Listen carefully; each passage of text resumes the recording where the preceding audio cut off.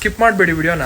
7 ದಿನದ ಮುಂಚೆ ನಂಗೆ ಯಾರಾದರೂ ಸಿಕ್ಬಿಟ್ಟು ಗುರು ನೀನು 7 ದಿನ ಪೋಸ್ಟ್ ಮಾಡು ವಿಡಿಯೋನ, ನಿನಗೆ 100 ಫಾಲೋವರ್ಸ್ ಕೊಡಿಸ್ತೀನಿ ಅಂತ ಹೇಳಿದ್ರೆ ನನ್ನಷ್ಟು ಖುಷಿ ಪಡ್ತಾ ಇದ್ದವ್ರು ಯಾರೂ ಇಲ್ಲ ಅವಾಗ.